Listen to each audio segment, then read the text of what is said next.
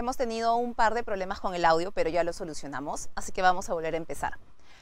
Mi nombre es Angie Sencebé y soy ginecóloga del Centro Médico Plaza Lima Sur de la Clínica Ricardo Palma. Y el día de hoy vamos a hablar de un tema muy importante que se trata sobre el virus del papiloma humano, pero en específico que este virus se trata de la misma manera en hombres que en mujeres.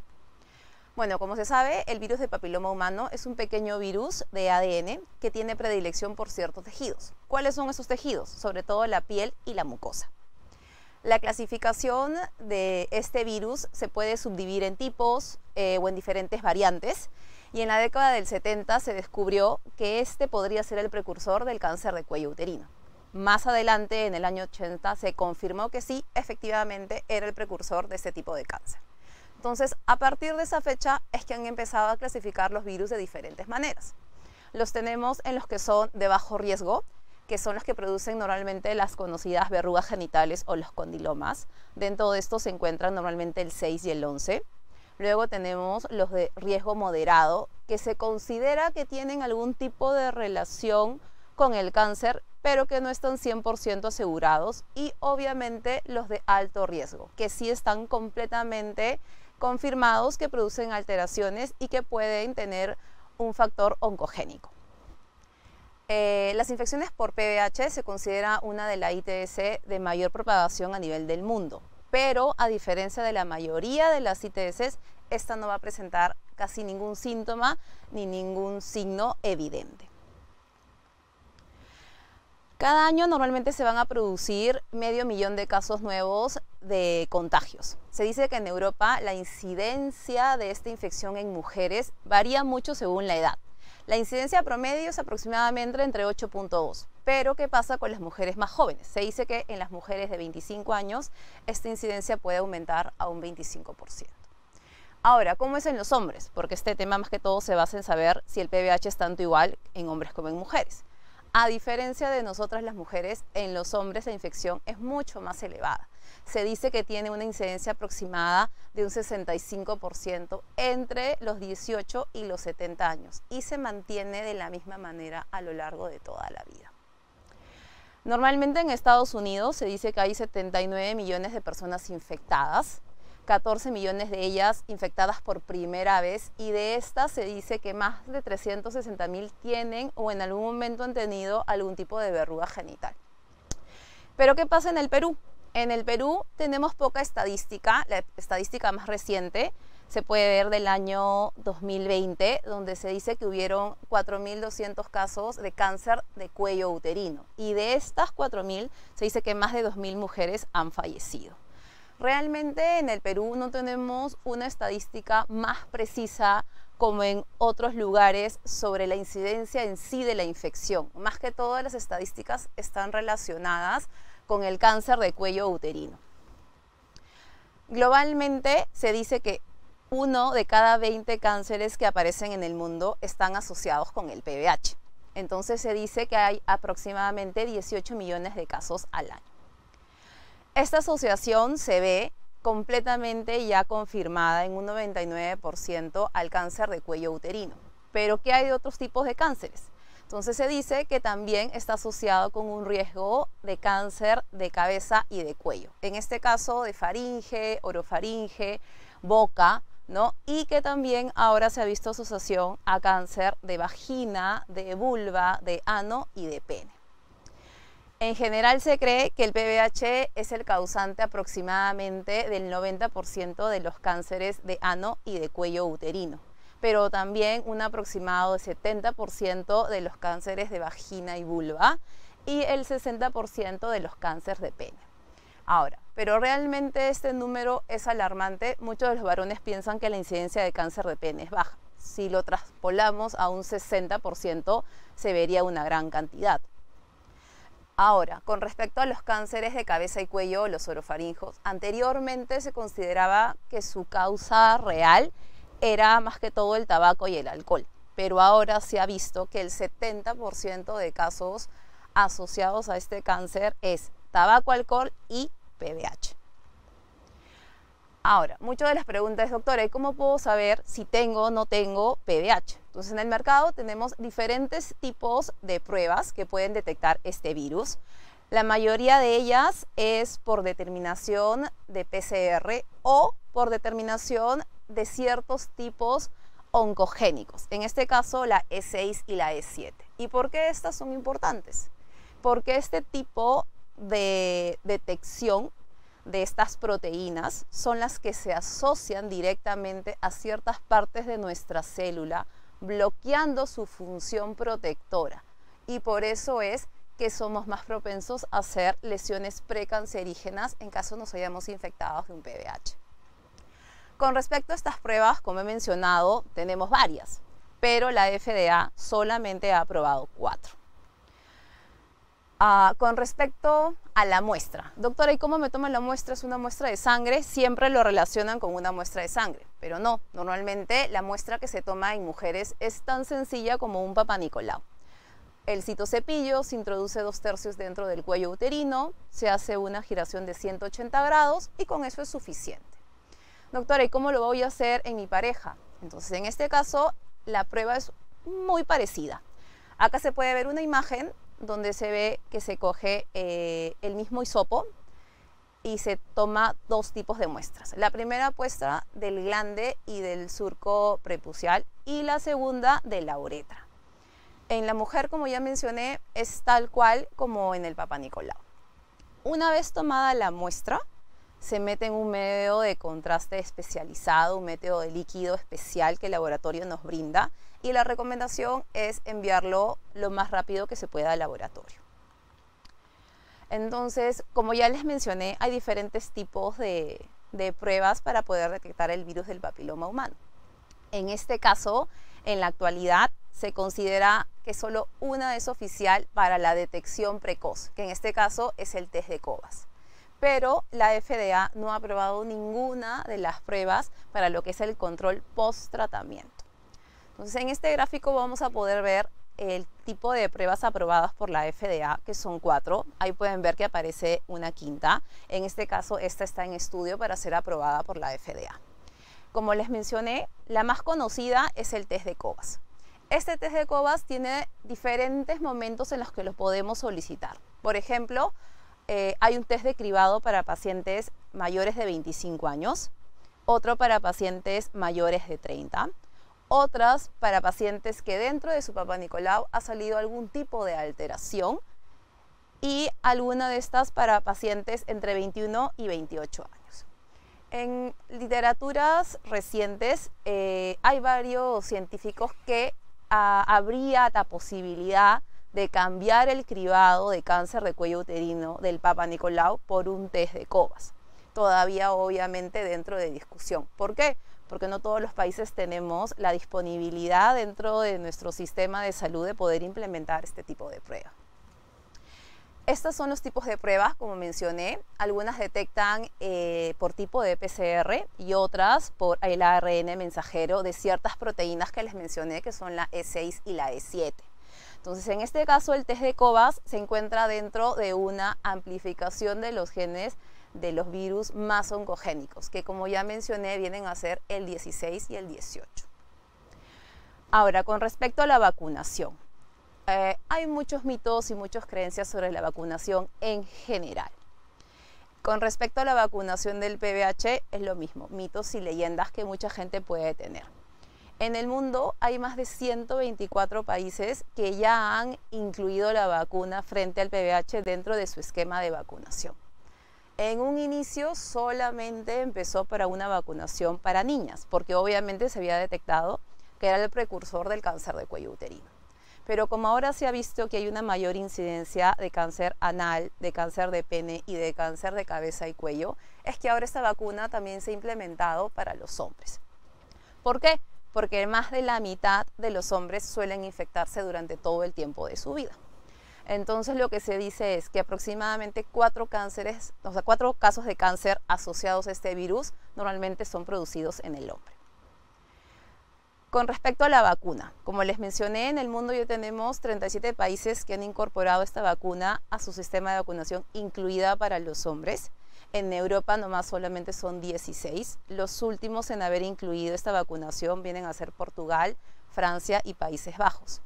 Pero acá en el Perú esta norma técnica que había una modificación recién se ha dado a partir de este año 2023, donde la vacunación contra el PVH ya se está incluyendo tanto para niñas y niños del 5º grado de primaria, normalmente entre los 9 y los 13 años. Cabe recalcar que la vacuna que coloca el Estado es una vacuna que solo cubre contra 4 cepas, que obviamente son las más oncogénicas, en este caso la 16 y la 18, y también las vacunas que protegen contra las verrugas, que vienen a ser la 6 y la 11. Entonces, como ya mencioné, ya se aplica esta vacuna de manera gratuita en nuestro país. Pero a ver, como mencioné, hay bastantes mitos y creencias. Entonces hay varios estudios que nos van a tratar de evidenciar la eficacia de este tipo de vacuna. Entonces, la eficacia es el porcentaje de la reducción de esta enfermedad en la población que ha sido vacunada. Entonces, ¿cuál es la eficacia de esta vacuna? Normalmente se dice que tienen menor riesgo de desarrollar condilomas genitales o verrugas. La vacunación ha visto que es un método protector contra las lesiones premalignas.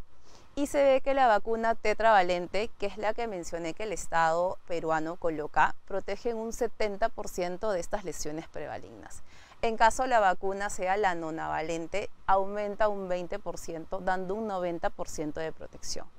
Esto hay que mencionarlo muy bien, porque muchas de las pacientes al colocarse la vacuna piensan que nunca más en su vida van a volver a contagiarse del virus del PVH. Lo que hacen las vacunas es protegernos contra las lesiones premalignas que este virus nos puede proporcionar. Con respecto a la eficacia, es la capacidad de la vacuna para protegerte contra la enfermedad. Entonces, en este caso tenemos más de 20 revisiones sistemáticas que nos mencionan que hay una disminución del 68% con respecto a los contagios del virus de PVH 16 y 18, una disminución del 61% de las verrugas genitales entre la era prevacuna y posvacuna. Este es un esquema para el cribado del PVH, ¿no? Entonces, tenemos un cribado primario que, como ya mencioné, hay ciertas literaturas que están tratando de considerar que este debería ser el primer paso para una detección temprana de lesiones premalignas, como una toma de PVH. Entonces, en este caso, si nos salen resultados positivos de virus oncogénicos altos, en este caso 16 y 18, hay siguientes pasos a seguir, como una colposcopía o tal vez una biopsia para confirmar si este tipo de virus ya ha producido algún tipo de lesión en el cuello uterino. Luego tenemos los moderadamente oncogénicos, que están relacionados pero no al 100%. Si alguno de ellos nos sale positivo, también se debe complementar con una citología y algún examen adicional. Y obviamente, si en este caso nuestro test nos sale negativo, solamente hacer el control de rutina. Espero que con esto haya quedado un poco claro las dudas sobre que tenemos del virus del papiloma, sobre todo la vacuna y los métodos de detección. Les agradezco mucho por la atención prestada, así que si tienen alguna pregunta, estoy aquí para poderlos ayudar.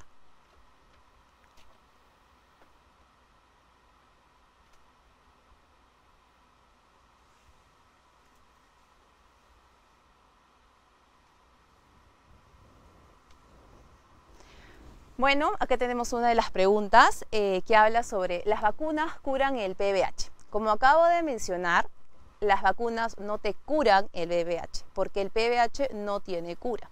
Normalmente este virus tiende a eliminarse de nuestro cuerpo en un periodo de 2 a 3 años, siempre y cuando tu sistema inmunológico esté adecuado. Entonces, la vacuna lo que hace es protegerte contra una lesión premaligna que te puede producir en caso estés contagiada por el PVH. Esta pregunta es súper frecuente. ¿La vacuna me va a curar? No, no existe cura hasta el momento para el virus de PVH.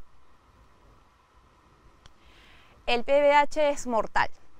En este caso, si solamente es la infección del PVH y tú no realizas tus controles de detección, podría llevarte a una lesión premaligna. Hasta una lesión premaligna podemos hacer tratamiento, tratar de curar la lesión. Si en caso no haces un tratamiento de esta lesión, vamos avanzando a una lesión maligna que ya viene a ser un cáncer. Dependiendo del estadio en que lo puedas encontrar, podríamos considerar si es mortal o no. Pero no es el PBH, sino es la lesión que el PBH te está dando.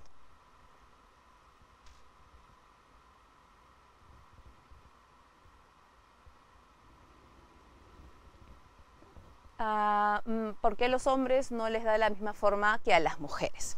Eso es muy cierto. Como ya mencioné, normalmente los hombres son asintomáticos. ¿Y por qué son asintomáticos? Normalmente el sistema inmunológico del hombre es un poquito mejor, por así decirlo, que el sistema inmunológico que de la mujer. Entonces, este sistema inmunológico que ellos tienen de manera reforzada hace muchas veces que el virus pase desapercibido en su cuerpo. Es muy cierto que normalmente el virus no produce síntomas ni signos. Por eso normalmente es un virus silencioso. En las mujeres, ¿por qué nos damos cuenta? Porque normalmente las mujeres vamos al ginecólogo, que sea una vez al año, a hacernos el Papá Nicolau, y ahí es que nos enteramos de que tenemos algún tipo de lesión. Si no fuéramos a hacernos nuestro control, obviamente nosotros tampoco nos podríamos dar cuenta. Normalmente el hombre es menos asiduo de ir a algún tipo de control, pero el principal factor de riesgo en este caso viene a ser el sistema inmunológico de ellos.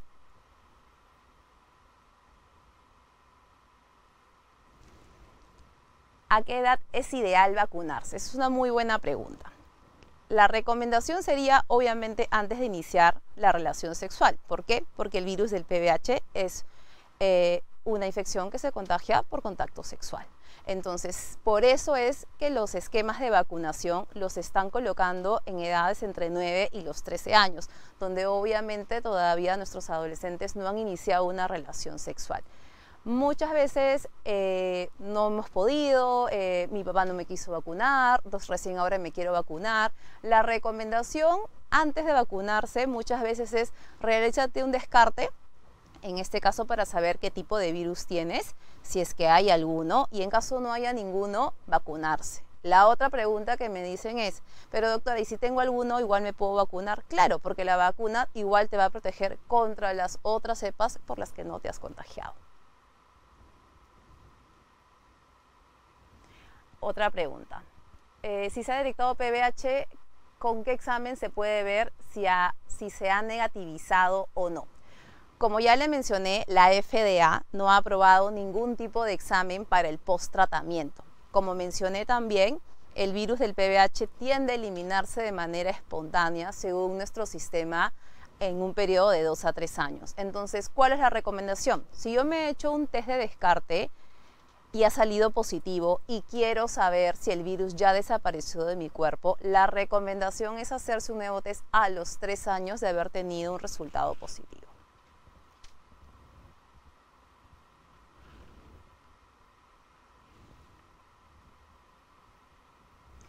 A ver, esta enfermedad puede generar infertilidad, se puede operar.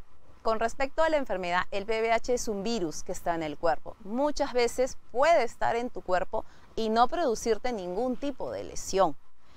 Normalmente vas a tu control, te enteras que tienes el PBH, te hacen todo el descarte, pero este PBH no te ha producido lesión alguna. Si no tienes lesión alguna producida por el PBH, lo único que se tiene que hacer es control de manera un poco más periódica. El control normalmente es una vez al año. Lo que se le recomienda a las pacientes, si en este caso tengan un PBH positivo, es hacer un control cada 6 meses para ver que este virus no esté produciendo ningún tipo de lesión.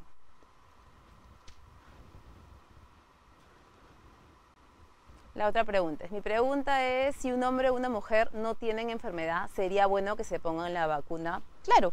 Por eso la recomendación que se hace siempre es colocar la vacuna antes de haber iniciado la relación sexual. Hay muchas parejas que van a iniciar por primera vez la relación sexual y tienen en cuenta este tipo de virus. Entonces, a veces primero desean hacerse un descarte de esta enfermedad, colocarse la vacuna y luego recién iniciar la relación sexual, que sería la manera más correcta.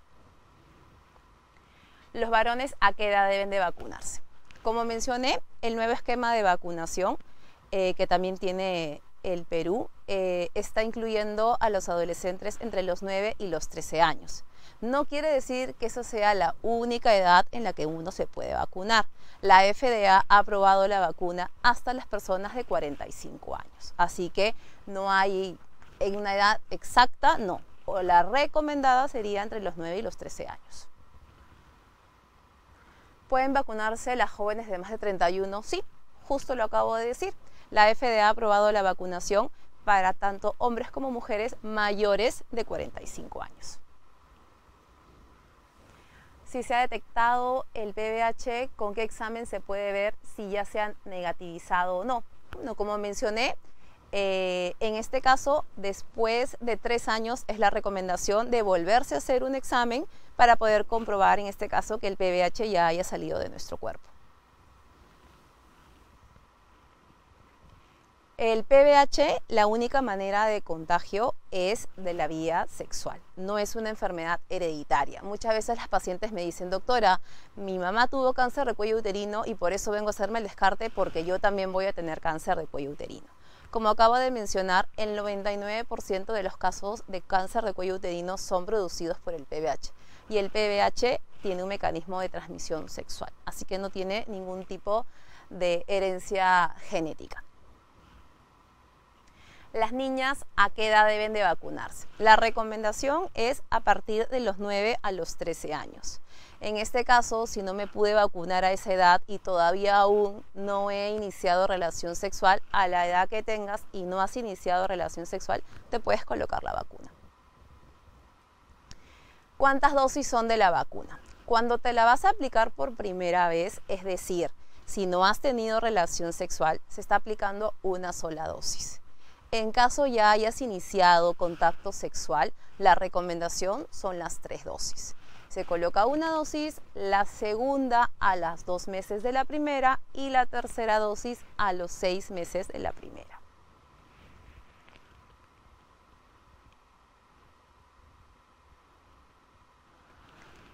Dice, en caso tengo 40 años y nunca me vacuné, ¿me podría vacunar? Claro que sí.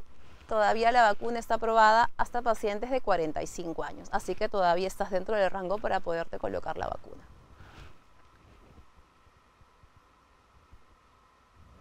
¿Te puede dar más de una vez el papiloma humano?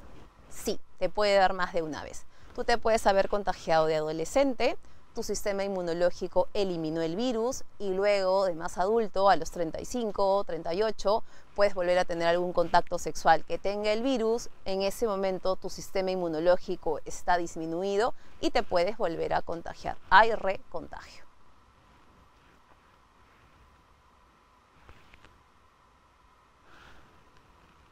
¿Por qué solamente se aplican hasta los 14 años a niños y a niñas? No es que solamente hasta esa edad. Como acabo de mencionar, el esquema de vacunación que tiene el ministerio es hasta los 9 y 13 años, pero es el esquema de vacunación que tiene el ministerio. En este caso, la vacunación, como he mencionado, se puede dar hasta los 45 años.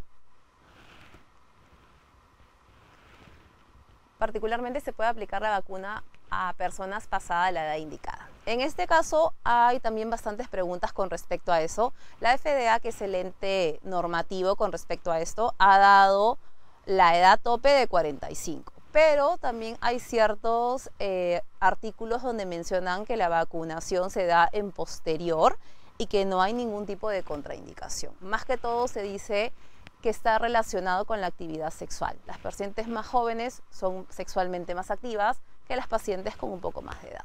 Más que todo está relacionado a eso. Si hay verrugas, ¿qué tratamiento se hace? Con respecto a las verrugas, tenemos diferente tipo de tratamiento para las verrugas, ¿no? Tenemos el electrocauterio, que es por medio de calor. Tenemos unos lápices de crioterapia que usan óxido nitroso, que también las eliminan. Tenemos diferentes tipos de sustancias como la podofilina. Ahora el láser, que también está bastante de moda, hace la eliminación de las verrugas. Tenemos en el mercado diferentes tipos o mecanismos, en este caso, de poder eliminarlas. ¿Cuáles son los exámenes de control? Como ya mencioné, el examen de control que está normado es el Papa Nicolau, que es el que descarta lesiones premalignas en el cuello uterino. El Papa Nicolau tiene una tasa de sensibilidad del 70%, es decir, que hay un 30% que te puede dar falsos negativos. Por eso es que ahora se está poniendo en mesa tratar de cambiar este Papa Nicolau por un cribado directo de PBH. ¿Qué sugiere usted para hacerse la prueba para varones? En este caso, la literatura menciona el hisopado a nivel uretral y a nivel del glande y del surco prepucial.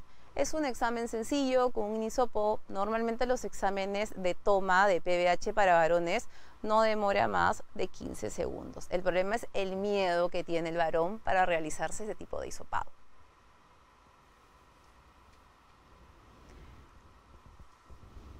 A ver, EPI la operaron, las adherencias trompas, aún a pesar de sido operada, o me podría haber curado. Bueno, esta pregunta está relacionada más que todo a una enfermedad inflamatoria pélvica, ¿no? Que le diagnosticaron hace un mes, la operaron, le sacaron en este caso las adherencias que tenían y en este caso la paciente refiere que todavía puede seguir. Sí, efectivamente la enfermedad inflamatoria pélvica puede persistir. Hay diferentes tipos de enfermedad inflamatoria pélvica, desde el primer grado hasta el cuarto grado. Normalmente las que se operan son las de tercer y cuarto grado. Las de primer y segundo grado solo se tratan de manera ambulatoria con antibióticos. La pregunta que me dicen es si aún sigue teniendo la EPI a pesar de ser operada o cuándo podría haberse curado. Normalmente la enfermedad inflamatoria pélvica es más que todo un diagnóstico clínico, ¿no? De acuerdo a los síntomas y a la evaluación de tu ginecólogo. Es la única manera de poder confirmar si en este caso la enfermedad ha desaparecido. Una paciente de 39 años con cervicitis crónica puede tener PBH. Una paciente con cervicitis o sin cervicitis podría tener PBH, sí. Una cervicitis aparece normalmente en un examen de Papa Nicolau que te aparece negativo, con una inflamación, pero no te estás haciendo un descarte de PBH. La única manera de saber si realmente es PBH es haciéndote un descarte exclusivamente de esa enfermedad. Una paciente con PBH grado 3. En este caso me parece que la paciente está preguntando si tal vez es una lesión de grado 3. En este caso sí es una lesión de grado 3, que antes se consideraban primer, segundo y tercer grado, ahora se consideran bajo grado y alto grado. Una paciente que tiene una lesión de alto grado es una lesión premaligna, con una alta probabilidad, en caso no de tratamiento, de que esta lesión puede evolucionar a un cáncer de cuello uterino. Bueno, eso ha sido todo por hoy. Les agradezco mucho por la atención y los invito para que vayan a los consultorios de ginecología del Centro Médico Plaza Lima Sur de la Clínica Ricardo Palma. Ahí estamos para atenderlos. Muchas gracias.